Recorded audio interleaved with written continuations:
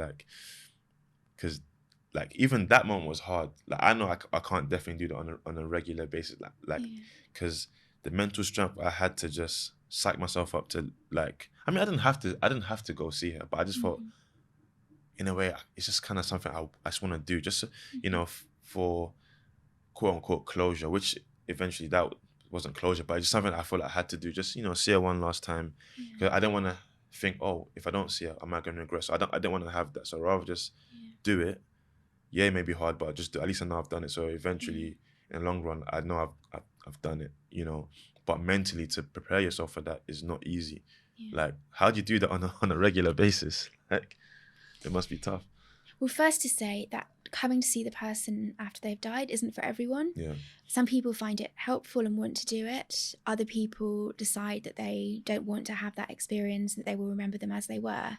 And we help everyone, really. We help people figure out whether it's the right thing for them to do. And the other thing to say on how I sort of have emotional resilience in order to be able to do this all the time, I didn't know most of the time I didn't know the person that has died, so I've got a sort of level of detachment from it. Right. It's not like I'm going through a personal bereavement every single of course, day. And there are situations that affect me more than other situations, and the way people are grieving I can sometimes find quite personally triggering. Same with my team. We're a very open team. We're mostly women with a couple of men in the background, but we have a very open culture of talking about how we feel and what's affecting us.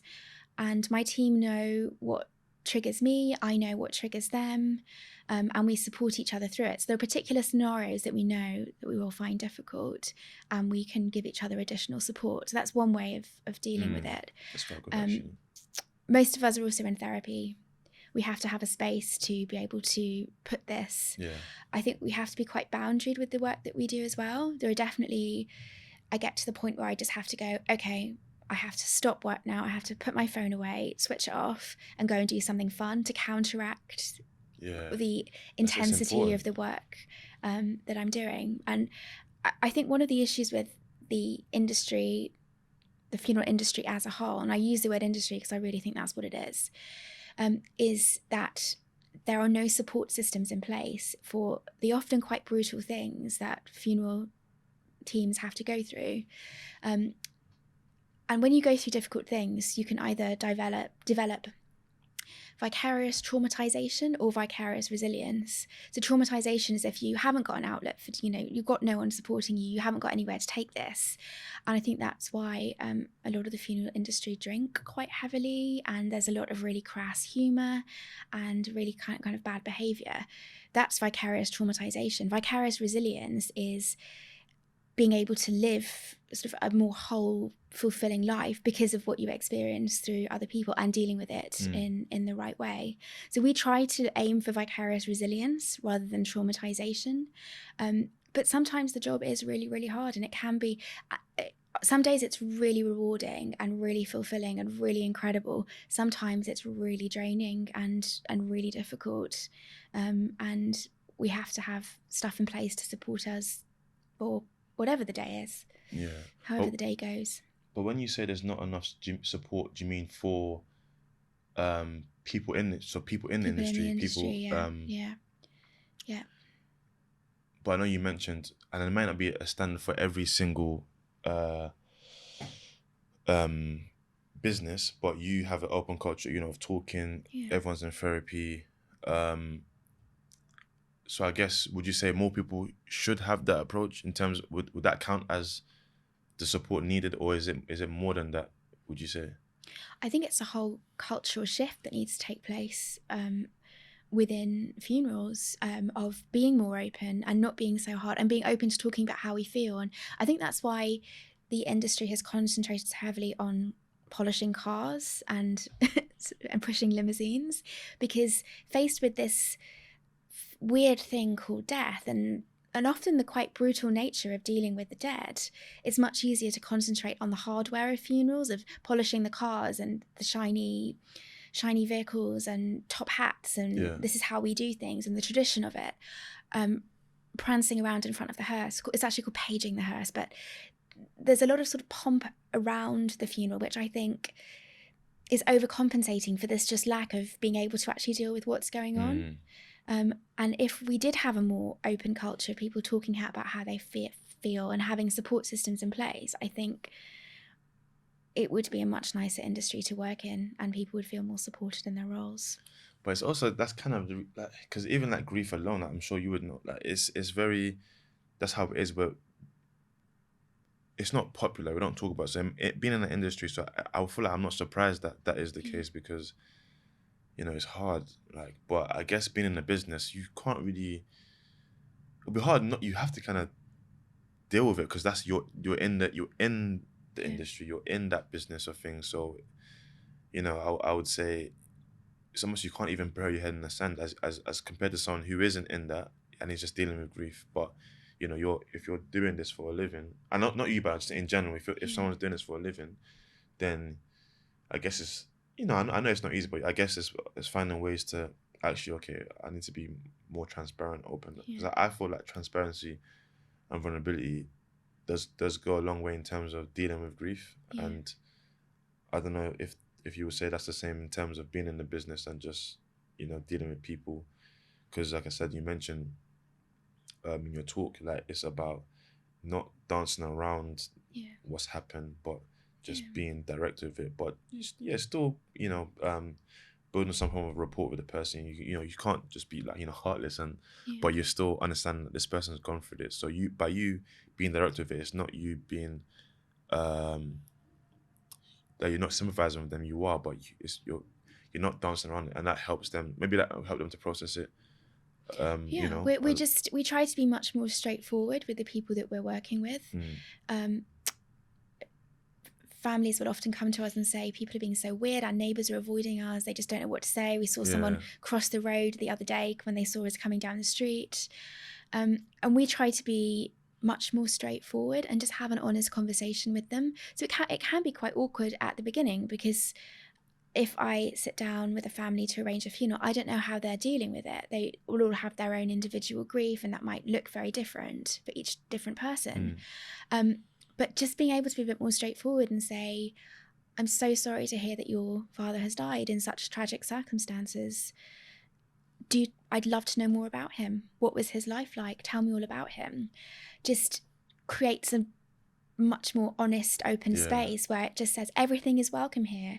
And whether that's, because some people, they can't talk about the person that's died, they go completely blank. They're in such shock and trauma that actually when I ask that question, they can't always answer it. I actually can't remember anything about my dad, they might say, because that's just what happens when you're grieving. Your brain works very differently. But for some people, it opens up more of a conversation, and just, I think everything in life is much better if we're more honest and straightforward. And the first thing is being honest with ourselves and not trying to hide from ourselves about how we're feeling or look for ways to escape. I think the more direct we are with ourselves, the more open we can be with other people.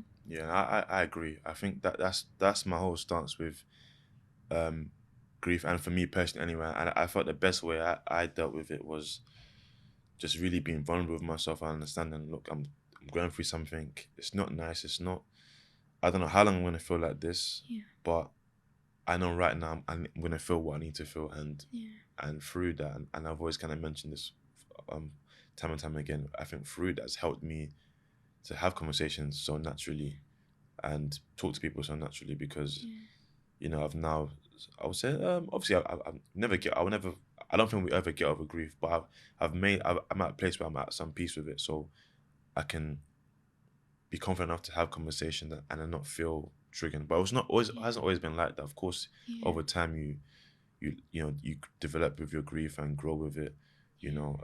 So it's definitely not easy. But even with that though, even though I am able to freely discuss it, I feel like it's very much different from being able to, going through grief, going into a business of just funeral planning. And the reason why I say that, because, and correct me if I'm wrong, I don't think it's enough to just have gone through grief and then I'm gonna be a funeral planner. So like with most professions, was there like some sort of course you had to do in order to become a funeral director, or I know you say you started from the ground up, but did you have to have some form of, I don't know, any certifications or something like that, or some sort of training? So I've done quite a lot of training, different types of training as well. But the UK, well, Scotland's slightly different now, but definitely in England and Wales, the industry is unregulated. So you don't actually have to have any formal training to be a funeral director. Okay. There are lots of different approaches you can take as well. So I started off by working for someone who then trained me. I had really intense time. I was just thrown in the deep end. But I've done lots of different courses. I've gone to work for lots of different funeral directors to learn their different approaches. There are more formal qualifications. I was doing one of the more formal qualifications, and I withdrew on ethical grounds because of what they were teaching, being very out of date and actually quite offensive. I think, I'm not going to mention who it is, but Are you able to go into, not mention who it is, but into what it was they were teaching? Or is that? They were teaching incorrect, out of date information about how to take care of people who had died with HIV. Wow. They hadn't updated their training materials pretty much since the 1980s. And I was absolutely horrified by the stuff that was in the handbook. And that is why I withdrew from the course, because it's now, at the time it was 2020, and there was absolutely no excuse. 2020? It was in 2020. I was thinking it was like a couple of years ago or something like that. Yeah, oh, wow. They hadn't updated their training manual, so it was really out of date and offensive. And I wasn't satisfied with their response to me, so I withdrew. And my whole team were doing that particular course, and we all withdrew because we were so horrified. Because, I don't know, it's just this thing of funerals don't get talked about. We hopefully don't have to arrange them very often, so a lot of stuff has happened, which is just, if it was any other profession or industry, it would be completely unacceptable. But for some reason, funerals are just way behind the times, and all sorts of stuff goes on which just isn't acceptable. And I hope now that that funerals are being dragged into 2022, but very slowly and very reluctantly. The Competition and Markets Authority looked into the funeral profession. I'm using profession now, but industry, because the cost of funerals was very high, and they were very suspicious about what was going on. And they published their report, which said that funeral directors were not behaving very transparently around cost.